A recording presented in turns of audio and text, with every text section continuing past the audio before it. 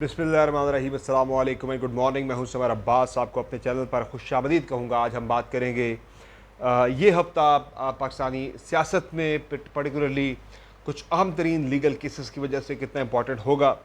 और आज का दिन भी बड़ा इंपॉर्टेंट है, हफ़्ता भी बड़ा इंपॉर्टेंट है। आज के दिन की अहमियत की अगर हम बात करें तो आज फ़ौजी अदालतों से मुतल्लिक़ केस की बड़ी अहम ये केस है, इसकी समाअत होने जा रही है सुप्रीम कोर्ट ऑफ पाकिस्तान में। 8 रुकनी बेंच गालिबन जो इसके केस की समाअत करेगा। चीफ जस्टिस काजी फायज़ ईसास बेंच का ऐसा नहीं है। फिर आज इस्लामाबाद के 3 हलकों के वाले से ट्रिब्यूनल में केस की समाअत होने जा रही है, जस्टिस तारिक जहांगीरी साहब की अदालत के अंदर। और बड़े सख्त सिक्योरिटी मैयत इस्लामाबाद हाई कोर्ट के अंदर लिए गए हैं। क्या होने जा रहा है ऐसा, बात करेंगे। कल जो है वो नैब का केस जो है वो सुना जाएगा। नैब तरामीम का केस फुल कोर्ट सुनेगा और इम्कान है कि कल ही केस की समाअत वाइंड अप हो जाएगी और एक शॉर्ट ऑर्डर भी आ सकता है, केस का फैसला महफूज भी हो सकता है। बाकी अगले हफ्ते में ही 12 जुलाई को इमरान खान के इद्दत में निकाह केस का फैसला आना है। और बाकी इसके अलावा उमर अयूब साहब पाकिस्तान तहरीक इंसाफ के सेक्रेटरी जनरल बन गए दोबारा से। खान साहब ने अप्रूव कर दिया था, उनका इस्तीफ़ा नामंजूर कर दिया था, लेकिन कल जो ही ये मामला हुआ और तो उनके घर पे छापे पड़ना शुरू हो गए। अपने उनके घर पर रेड डली, उनकी गिरफ्तारी की कोशिश की गई, तहाँ उमर अयूब घर पर मौजूद नहीं थे। ये सरगोदा की ATC का केस है, जहाँ आपको याद होगा महीना पहले उमर अयूब साहब गए थे और उन्हें अदालत में पेश नहीं होने दिया गया था, रोक दिया गया था अदालत के बाहर ही। बाद में उनकी ज़मानत उनके वारंट जारी हो गए थे नॉन बेलेबल, और अब मियाँ वाली पुलिस उनकी गिरफ्तारी के लिए पहुँच गई थी। बाकी इसके अलावा ओवर बिलिंग का बड़ा मसला चल रहा है पाकिस्तान के अंदर कि बिजली के कीमतों में वैसे बड़ा इजाफा हो गया है।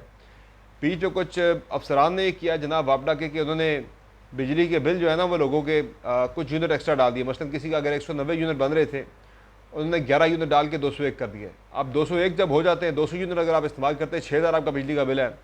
जब वही 201 हो गया तो आपका बिल जनाब चला गया 8000 पे। आप अगले स्लैब में चले जाते हैं। तो उस पर हुकूमत तहकीकात का फैसला किया है, FI और नेपरा को तहकीकात का कहा है।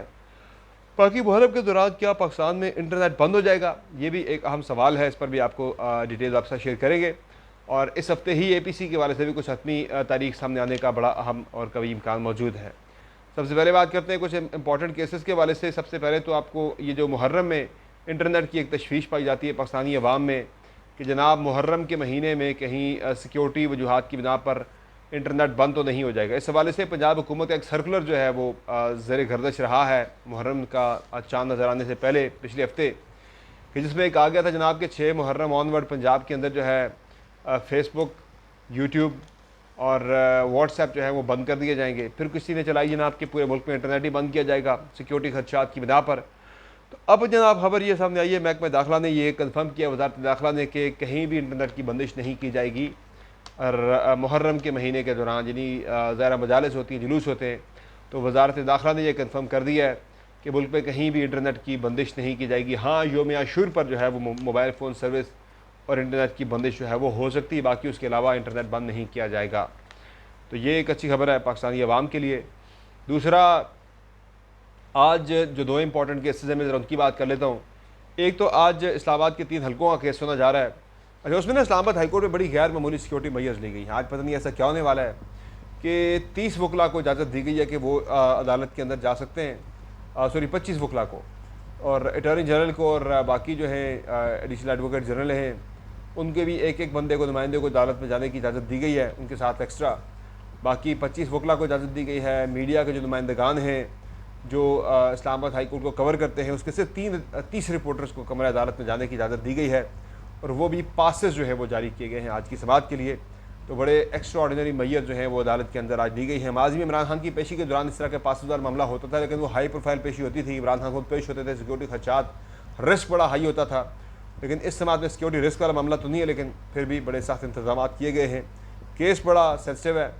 कहीं इस्लामाबाद हाई कोर्ट को डर तो नहीं है कि कोई सख्त कोई वहाँ से ऑर्डर आ जाए इस्लामाबाद के 3 MNAs के वाले से और नून लीग वालों की जो एक तारीख है कि वो सुप्रीम कोर्ट ऑफ पाकिस्तान पे हमलावर हो गए थे, कहीं इस डर से तो ये सब कुछ नहीं किया जा रहा। ये भी एक बड़ा सवाल तो बनता है। बाकी इसके अलावा जनाब इसमें इस केस के अंदर तो आपको पता है कि Islamabad high court election commissioner Pakistan ने स्टे लिया हुआ था, यानी वो चले गए थे सुप्रीम कोर्ट ऑफ पाकिस्तान के ट्रिब्यूनल में ही नया जज लगाया जाए। माफ़ कीजिएगा नए जज लगाने की बात भी हुई थी, और लेकिन फिर इस्लामाबाद हाई कोर्ट ने नहीं मानी ये बात, और फ़िलहाल तारिक जहांगीरी साहब ही समाअत कर रहे हैं। ट्रिब्यूनल वाला मामला भी सत्य दोबारा से सुप्रीम कोर्ट ऑफ पाकिस्तान में ज़ेर समाअत आएगा। तो इसमें फॉर्म 45 मांगे गए थे नून लीग के MNA से। अगर वो फॉर्म 45 जमा करवा देते या नहीं भी करवाते, हर दो सूरतों में वो फंसे हुए हैं। लेकिन कोशिश इलेक्शन कमीशन की यहाँ पे ये है कि किसी भी तरह से तारिक जहांगीरी साहब से ये मामला किसी और जज के पास चला जाए। वैसे तो अब नून लीग ने तरमीम भी कर दी है इलेक्शन एक्ट के अंदर कि रिटायर्ड जजेस भी ट्रिब्यूनल का ऐसा बन सकते हैं। तो कोशिश तो यही की जाएगी तारिक जहांगीरी साहब को फारिग करके कोई रिटायर्ड बंदा अपनी मर्ज़ी का लगा लिया जाए। पहले भी वो पराचा साहब जो थे उनको लगाया गया था, गफूर पराचा साहब को। गफूर पराचा या शकूर पराचा उनका नाम है, रिटायर्ड जज हैं। तो वो बड़ी मुतनाज़ एक हस्ती रहे हैं जनाब, उन्हें लगा दिया गया था। फिर बाद में फ़िलहाल तारिक जहांगीरी साहब के पास ही मामला दोबारा चला गया है। अगर ये फॉर्म 45 अगर ये किसी सिरे लगता है मामला, तो ये तीनों सीटें नून लीग की चली जाएगी। फिर ये मामला सिर्फ इस्लामाबाद के 3 हल्कों तक नहीं रहेगा, बल्कि ये पूरे मुल्क के अंदर फैलेगा। फिर ये एक सैंपल होगा, टेस्ट केस होगा। बाकी फ़ौजी अदालतों का केस आज, इसमें जो है समाअत आज सुप्रीम कोर्ट ऑफ पाकिस्तान में होने जा रही है। और इस बेंच में काजी फाइज ईसा साहब खुद मौजूद नहीं है। पहले फ़ौजी अदालतों के ख़िलाफ़ फैसला दिया गया था, फिर फ़ौजी अदालतों के ख़िलाफ़ फैसले के साथ जो स्टे था वो रोक दिया, स्टे एक बरकरार है। फिर बाद में एक हक में फ़ैसला आ गया था जो जस्टिस तारिक मसूद साहब थे उस बेंच के अंदर। अब दोबारा से मामला जो है वो ज़ेर इल्तवा है, बल्कि तारिक मसूद साहब जो हैं वो जस्टिस वो साइड पे भी हो गए थे, बाद में कुछ एतराज़ भी हो गया था, उन्होंने कर दिया था इस केस में कुछ चीज़ों के ऊपर। तो अब ये केस दोबारा से लगा, बड़े टाइम के बाद, तकरीबन 1.5-2 महीने बाद जाके ये केस लगा दोबारा। तो देखते हैं कि क्या होता है इस मामले के अंदर, क्योंकि 9 मई का जो इंपॉर्टेंट तरीन केस है पाकिस्तान तहरीक इंसाफ को लेकर, वो सिर्फ और सिर्फ इस वजह से रुका हुआ है कि सुप्रीम कोर्ट ऑफ पाकिस्तान में मामला पेंडिंग है कि मिलिट्री कोर्ट्स के अंदर सिविलियंस का ट्रायल हो सकता है या नहीं। सिर्फ इस नुक्ते की वजह से अभी तक जो है वो सानहा 9 मई में जो लोग मुलव्वस थे उनके हवाले से समाअत अभी तक नहीं आगे बढ़ सकी। वो मामला रुका हुआ है अभी तक, वो लोग उनके ट्रायल भी शुरू नहीं हुए और वो हिरासत में फ़िलहाल मौजूद हैं। तो उम्मीद यह है कि सुप्रीम कोर्ट ऑफ पाकिस्तान अब की मरतबा डिसाइड कर देगी कि आया सिविलियंस का ट्रायल फ़ौजी अदालतों में हो सकता है या नहीं हो सकता। वैसे उसूलन तो ये ट्रायल होना नहीं बनता उसका सिविलियन अदालतों के फ़ौजी अदालतों के अंदर सिविलियंस का। तो हम देखते हैं क्या फ़ैसला आता है। बाकी नायब तरामीम का केस है, कल से इसकी समाअत शुरू होने जा रही है और इस केस में इम्कान इस बात का है कि तमाम जो फरीक़ैन हैं उनके दलाइल मुकम्मल होने के बाद इस केस का फ़ैसला महफूज कर लिया जाए, या शॉर्ट ऑर्डर भी कल सुप्रीम कोर्ट ऑफ पाकिस्तान की तरफ से सामने आ सकता है। लेकिन इस केस में सबसे इंपॉर्टेंट बात यह है कि जब से इमरान खान ने अडयाला जेल से बैठ के ये कहा है कि हमें काजी फायज़ ईसा के ऊपर एतमाद नहीं है, वो हमारे हर केस के अंदर क्यों शामिल होते हैं जिसमें तहरीक इंसाफ से मुतल्लिक़ कोई मामला होता है। आपको याद है कि रिसेंटली अभी जो ट्रिब्यूनल्स का मामला था, जो पंजाब ने 6-7 जजेस का तकर्र किया था, लाहौर हाई कोर्ट के साबिक चीफ जस्टिस शहजाद मलिक साहब ने जो कि अब खुद सुप्रीम कोर्ट ऑफ पाकिस्तान के जज बन गए, तो उनके फ़ैसले के ऊपर जो है वो ट्रिब्यूनल जो उन्होंने बनाए थे पंजाब के अंदर, उनके ऊपर स्टे ऑर्डर दे दिया था काजी फायज़ ईसा साहब ने, रोक दिया था उन्हें काम करने से। तो खान साहब उस पर काफ़ी बरम थे और खान साहब ने उन पर अदम एतमाद करते हुए अपनी पार्टी को भी कहा था कि इनके ऊपर अदम एतमाद करें, ये हमारे हर केस में क्यों बैठते हैं। तो आज इस पर तहरीक इंसाफ ने यह फ़ैसला भी करना है कि कल की नायब तरामीम के केस की जो समाअत है उसमें पाकिस्तान तहरीक इंसाफ ने कल काजी फायज़ ईसा साहब के ऊपर तहरीरी तौर पर अदम एतमाद करना है या नहीं करना। इसका फ़ैसला भी आज पाकिस्तान तहरीक इंसाफ की तरफ से हो जाएगा। लीगल टीम आज इसको डिसाइड कर लेगी। बाकी कल ये समाअत होने जा रही है। अगर तो PTI एतराज़ कर देती है फिर तो ये मामला लटक जाएगा, बेंच टूट जाएगा, नया बेंच बनेगा, फिर दोबारा से समाअत होगी, चलेगा मामला आगे कहाँ तक पहुँचता है। लेकिन अगर इतराज़ नहीं होता तो 7-6 से मैं आपको आज बता रहा हूँ कि इस केस का फ़ैसला आना है 7-6 से। तो अब इसमें ज़्यादा इम्कान तो ये ज़ाहिर किया जा रहा है कि 7-6 से फ़ैसला आता भी है तो उसमें क्या कहते हैं, मामला इम्कान ये है कि शायद पार्लियामेंट को रेफ़र बैक कर दिया जाए। पार्लियामेंट को रेफ़र बैक किया जाता है फिर भी ये मामला फिर हल होता हुआ नज़र नहीं आएगा कि वहाँ तो 2 तारीख खरीद किसी के पास है ही नहीं है। तो देखते हैं क्या होता है।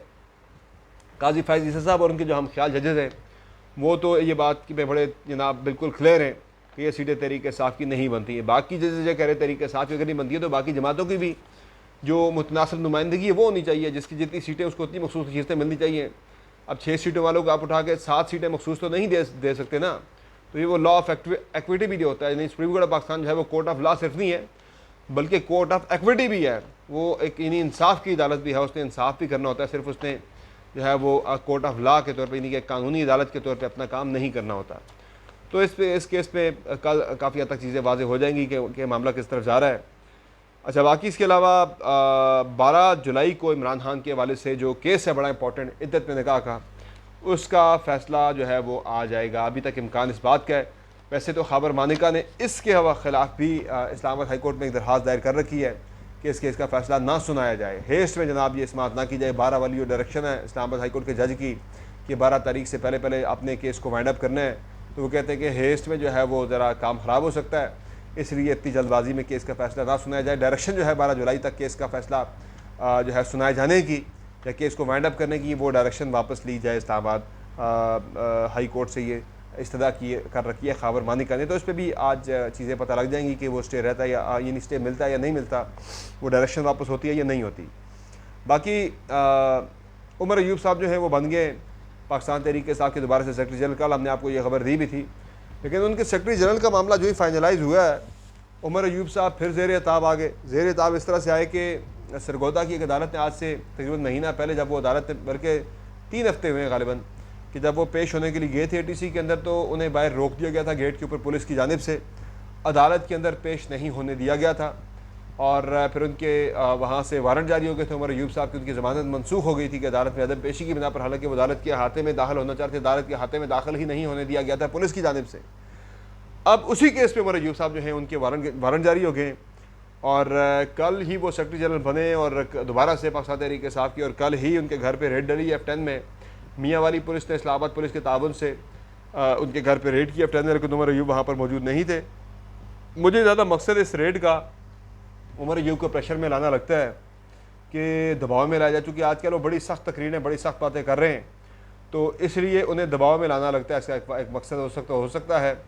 गिरफ्तारी अगर करनी होती तो सिर्फ F10 के घर में छापा ना पड़ता, बल्कि उनका जो दूसरा घर है इस्लामाबाद के अंदर, वहाँ भी छापा डाल सकता था, लेकिन एक ही घर में छापा मारा गया और वहाँ उनकी अदम मौजूदगी पे जो रेडिंग पार्टी थी वो वापस चली गई। तो पता नहीं ये दिखावा था या उमर अयूब को डराने की कोशिश थी, व्हाटएवर जो भी था। फ़िलहाल तो अब वो पार्टी के सेक्रेटरी जनरल दोबारा से बन गए, इमरान खान ने फैसला कर लिया हुआ है। बाकी रिसेंटली इस महीने पाकिस्तानी अवाम के बिजली के बिल काफ़ी ज़्यादा हैं। इसमें हुआ यह कि हुकूमत में यानी जो वापडा के लोग जो मीटर रीडर्स हैं, उन्होंने शरारत की है। उन्होंने शरारत ये किया कि आपको पता है कि स्लैब का सिस्टम है, स्लैब्स होते हैं। अब एक से लेकर 100 यूनिट तक वाले के लिए रेट्स हो रहे हैं, 100 से 200 वाले के लिए यूनिट्स जो है उनके रेट हो रहे हैं, 200 से 300 यूनिट वाले के लिए रेट्स हो रहे हैं। अब अगर आप 200 यूनिट तक इस्तेमाल करते हैं महीने की, तो आपकी तकरीबन आपके जो नए रेट्स उनके मुताबिक आपका तकरीबन कुछ 6000 आपका बिल आएगा। उसी 200 यूनिट के साथ अगर आप 1 यूनिट मजीद इस्तेमाल कर रहे थे, आप 201 पे चले जाते हैं, आपका स्लैब हो जाएगा चेंज, आप नेक्स्ट स्लैब में चले जाएंगे, और आपके जो रेट आपको बिजली का जो पड़ेगा जनाब, वो आपको तकरीबन बिजली का बिल आपका महीने का 8000 पे चला जाना, 2000 का जंप लग जाना सिर्फ 1 यूनिट के इस्तेमाल से। तो रिसेंटली ये किया कुछ मीटर रीडर्स ने गड़बड़ी की, डंडी मारी के जिसका बिल बनता था 197 यूनिट का, उन्होंने 4 यूनिट एक्स्ट्रा डाल के उसको 201 कर दिया। जिसका 295 बनता था या 290 बनता था, उसको वो 300 वाले स्लैब में ले गए उठा के। तो लोगों को एक्स्ट्रा जो है वो ओवर बिलिंग पड़ी है। उस पर अच्छी बात है कि वज़ीर-ए-आज़म शहबाज शरीफ साहब ने नोटिस लिया है और FIA को और नेपरा को इस मामले की तहकीकात करने का हुक्म जारी किया है। तो आई होप कि इस पर तहकीकात होकर इसका कोई सिरा निकलेगा और उन अफसरान को सज़ाएँ दी जाएंगी जिन्होंने ये हरकत की है, सज़ा मिलेगी तो आइंदा शायद वो इस तरह की हरकत ना करें। बाकी इसी हफ्ते कभी इम्कान है कि APC के वाले से फ़ैसला हुकूमत कर लेगी। फ़ैसला तो ऑलरेडी हो चुका हुआ है, तारीख उसकी तय पानी है कि किस तारीख को APC होनी है, लेकिन अब ये लग रहा है, इम्कान इस बात का लग रहा है कि अब आशूर के बाद ही ये APC हुकूमत की तरफ से बुलाई जाएगी। बुनियादी तौर पर तो ऑपरेशन अज़्म इस्तेकाम के वाले से ये APC है। ऑपरेशन अज़्म इस्तेकाम के वाले से हुकूमत फ़ैसला ऑलरेडी कर चुकी हुई कि हमने करना ही करना है, फ़ौज फैसला कर चुकी है हमने करना ही करना है। उसके बाद अब जाके सियासी जमातों को एतमाद में लिया जा रहा है। वैसे तो मैं समझता हूँ कि इतना बड़ा मसला ये है नहीं है, क्योंकि वजाहत ऑलरेडी आ चुकी है फ़ौज की तरफ से कि ना इसमें कोई उस तरह का बड़ा काइनेटिक ऑपरेशन है जनाब को फिज़िकली जाके आपको ये इलाका जिस पे जो दहशतगर्दों ने कब्ज़ा कर लिया, वहाँ पे स्टेट की रेड ख़त्म हो गई है, वो छीनना उनसे वापस लेना, रिकवर करना है, वहाँ पे तो बड़ा ऑपरेशन होता है। कोई फुल स्केल काइनेटिक ऑपरेशन नहीं हो रहा, ये वजाहत आ चुकी है। इंटेलिजेंस बेस्ड ऑपरेशन होंगे और दहशतगर्दों का और क्रिमिनल्स का जो आपस में नेक्सस है उसको तोड़ने की कोशिश की जाएगी। तो इस पर बहरहाल फिर भी एक फ़ैसला हुआ है हुकूमत की तरफ से कि सियासी जमातों को बाकी एतमाद में लिया जाएगा, और उसमें इम्कान इस बात का ज़ाहिर किया जा रहा है कि army chief general Asim Munir भी उस APC में बैठेंगे और बाकी सियासी जमातों को, अपोजिशन की जमातों को ब्रीफ करेंगे। और पाकिस्तान तहरीक इंसाफ ने भी इस जमात यानी इस APC के अंदर शमूलियत का फ़ैसला किया है, शरीक होने का फ़ैसला किया है। तो ये पहला मौका होगा। जो SIFC की मीटिंग हुई थी, एपेक्स कमेटी का इजलास हुआ था, उसमें आर्मी चीफ और पीटीआई के अली गंडापुर आमने सामने बैठे थे। उसके बाद ये दूसरा मौका होगा जब तहरीक इंसाफ के रहनुमाओं को आर्मी चीफ के साथ एक छत तले एक कमरे में बैठने का मौका मिलेगा, बातचीत उनकी होगी, आपस में गुफ्तगू होगी। तो ये एक बड़ा इंपॉर्टेंट ओकेजन होगा। तो फ़िलहाल पीटीआई ने किसी को नॉमिनेट नहीं किया, लेकिन ये फैसला खान साहब ने कर लिया हुआ कि हमने इस एपीसी के अंदर शिरकत करनी है। That's all for today. इजाज़त दीजिए, अब तो बहुत ख्याल रखिएगा। अल्लाह के बाद।